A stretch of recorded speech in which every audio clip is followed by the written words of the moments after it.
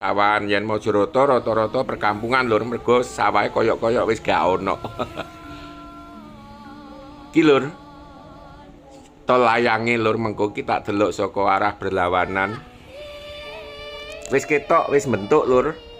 Tapi yo perkiraan sekitar 1-2 tahun ke depan proyek ki gung berhenti lur. Proyek yang menyerap ribuan tenaga kerja nanggone jalan tol sing apa kuwi kudu lagi jembatan ke piro ki 5 ya.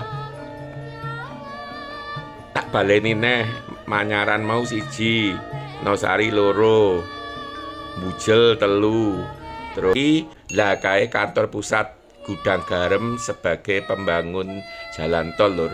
Wassalam.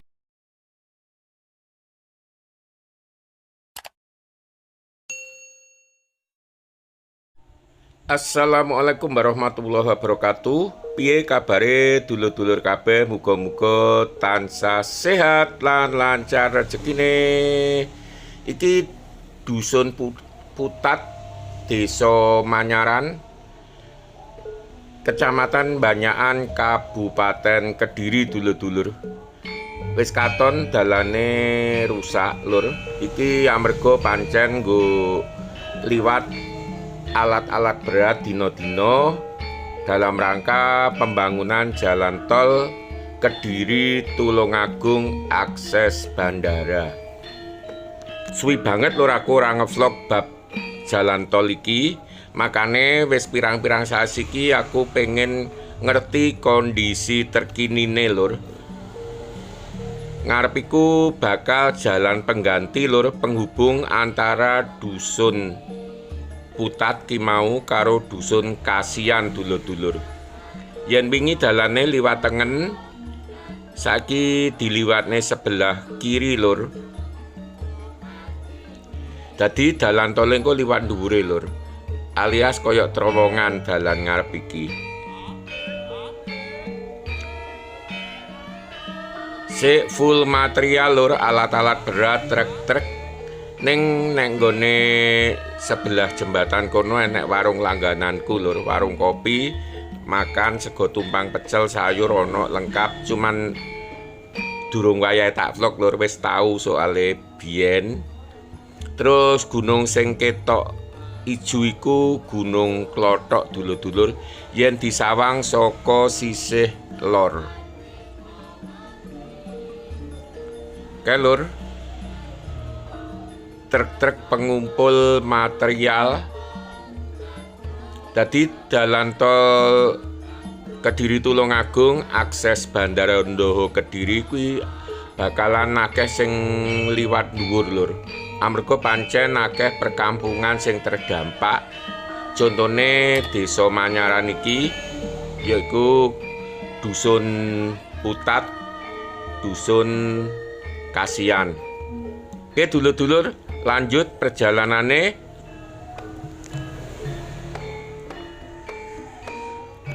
Jalan iki sejatine aspal, yo ukurane lumayan, tapi aku yakin mengko yen wis wektune wis siap dalan iki malah bakal dibangun luwih apik timbang sadurunge. Muga-muga yo mestine sing bertanggung jawab atas pembangunan jalan tol iki lur, sing sak ngertiku Dana Mandiri PT Gudang Garam lur.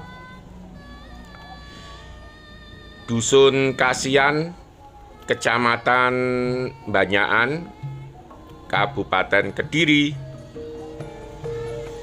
Ki wilayah Kabupaten Kediri kang berbatasan langsung karo wilayah Kecamatan Majarata Kota Kediri. Diluk meneh ana perbatasane lur. Kene iki termasuk persawahan utawa perladangan kan cukup subur lur. Tebu pari kuwi tukul dengan baik. Engko tak sepil sing parine. Jadi pembangunan jalan tol berjalan masif isuk sampai bengi. Pertanian senyampang masih bisa dilakukan, tetap dilakukan lur. Ki lur, perbatasan antarane kene mau Desa Manyaran, Dusun Putat.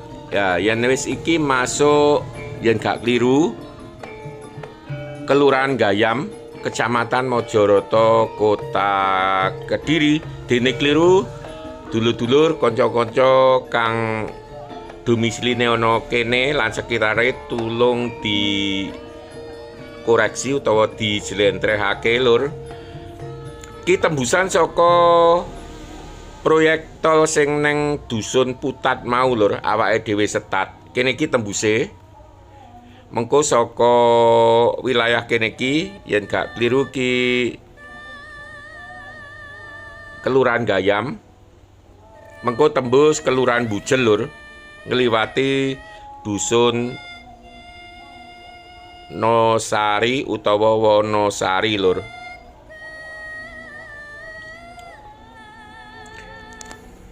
Kene iki sejatine dalan favoritku yen gowes utawa motoran lur, mergo dalane penak, wis aspal terus wit-witane ngrumbul kaya keduh wis tuwek-tuwek ngene iki lur. Dadi hawane iki adem banget.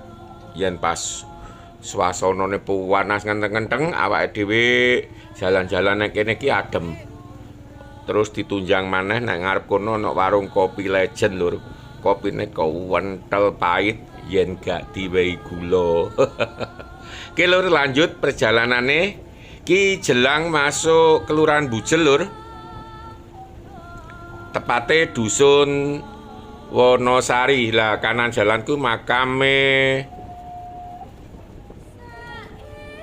Wonosari.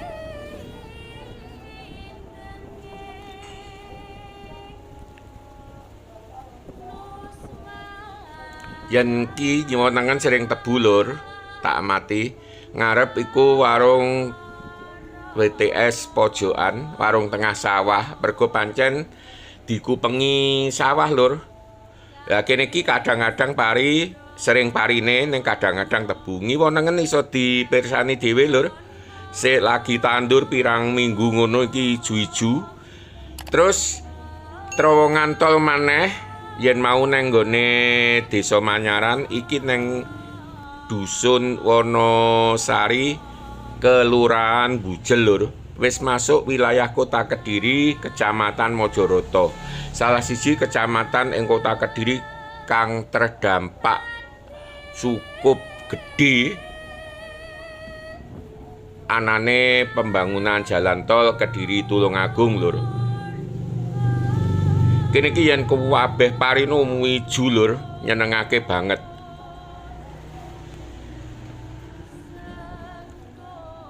Ki lur contone, dadi sawah sanajana wilayah kota ning sik uwamba lur, terus pari ki yo apik pertumbuhane iso dipirsani dhewe.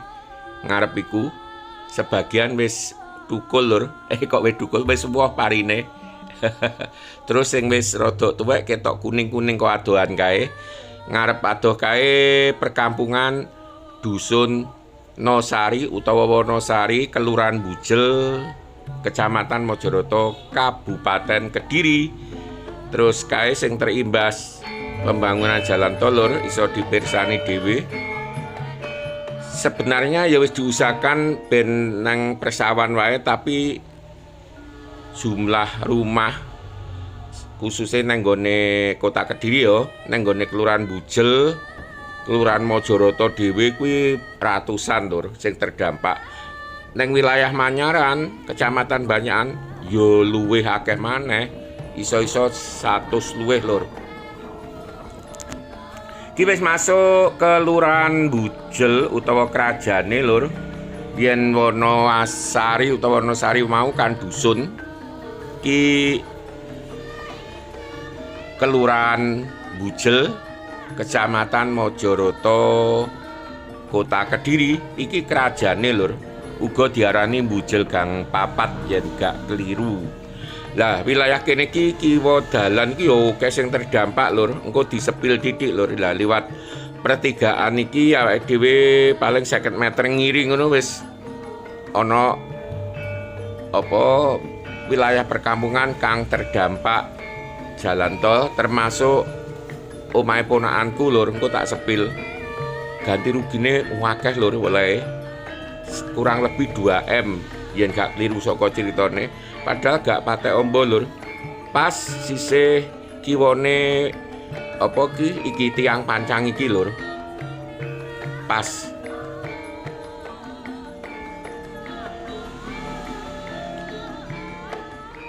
lagi lur tanah kosong iki lur.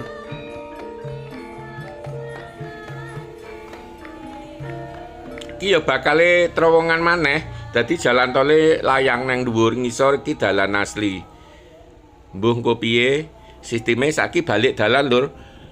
Dadi nang gone wilayah Kelurahan Bujel kuwi ana 3 terowongan. Sing pertama nang Nosari mau, terus kedua nang gone kerajane Bujel iki, terus ketiga lur iki Jalan Raya Kediri Surabaya bakale ngarep kono engko uga ana terowongane bakale.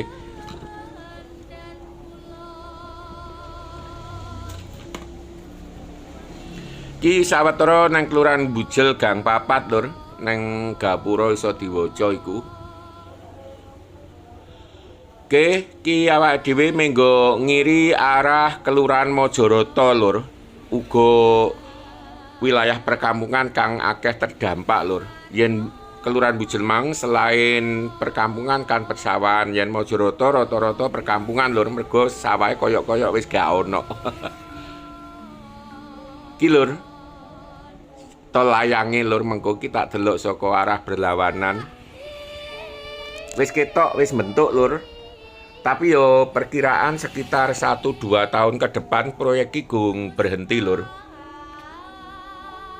Proyek yang menyerap ribuan tenaga kerja. Jadi koyok-koyok bar bandara kae terus disambung proyek-proyek perhotelan, apa jenenge villa-villa, lapangan golf, terus sekolah internasional, jalan tol ki simultan semuanya oleh PT Gudang Garam lur. Ki prapatan Jalan Kawi menggo nganan. Jalan Kawi lur iki. Ngarep kono uga ana jembatan tol maneh lur. Ki ketok wis mending dhewe mergo sing pertama iki dadi dhisik dhewe terus lagi disusul tempat-tempat liyane. Ki mang saka kulon dhewe saka kabupaten nang nggone Manyaran mang 1, Nosari 2, Bujel 3, terus Majarata ki 4, 5 lur. Bar iki enek meneh sih tak sepil engko. Ki sing wis paling bentuk lur. Amarga iki paling dadi dhisik dhewe. Jalan Kawi, Kelurahan Majarata, Kota Kediri.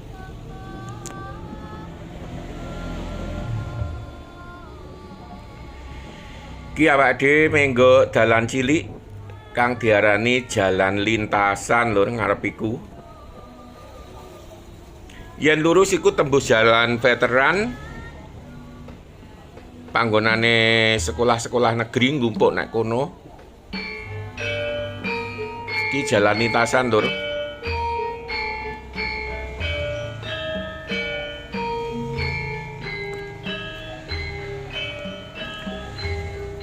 Ngarep iku yen gak kliru jalan Jaksa Agung Suprapto ki salah siji jalan urat nadi Kota Kediri jurusan Nganjuk lur. Ki yo akhire tembus Proliman utawa Simpang Kawi mau lur iki lur. Jembatan layang tol berikutnya.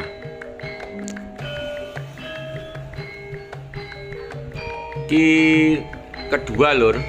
Sing pertama neng Jalan Kawi sing sik tas disepil awake dhewe mau.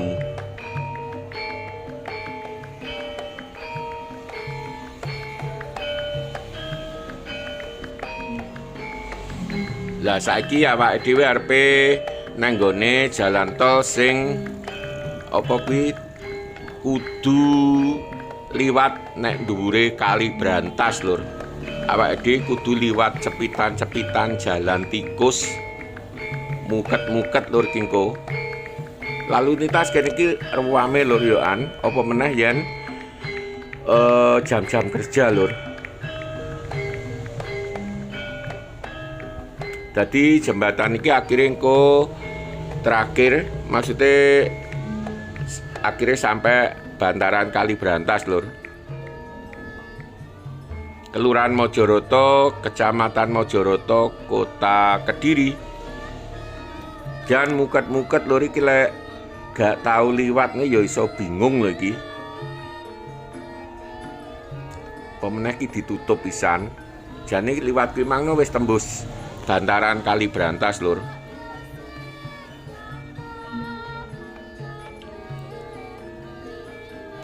Ayo, tak pikir sing enak ngene iki nang Surabaya tok, lah kok Kediri mulai enek jalan tikus to.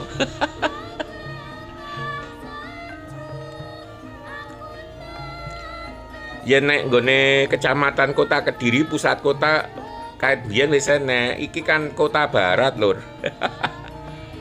Oke, ki awake dhewe wis nyedaki bantaran Kali Brantas lur. Jadi proyek jalan tol iki yo dihadapkan tantangan anane Kali Brantas kang cukup ombo lur. Lagi jembatan ke piro ki 5 ya. Tak baleni neh Manyaran mau 1, Nosari 2, Bujel 3, terus Bujel berikutnya 4, Jagung berapa 5 ki ke-6 lur ki mang jembatan layang tol ki lur koyo proyek kayak pelabuhan, padahal itu Kali Brantas sedang proses pembangunan jalan tol lur. Oke dulur-dulur iki bakal tak akhiri sampai sakmene dhisik ning jo kuwatir, pokoke tetep dukung channel iki. Kanggo sing durung subscribe aja lali subscribe lur. Lah kae kantor pusat Gudang Garam sebagai pembangun jalan tol lur. Wassalam.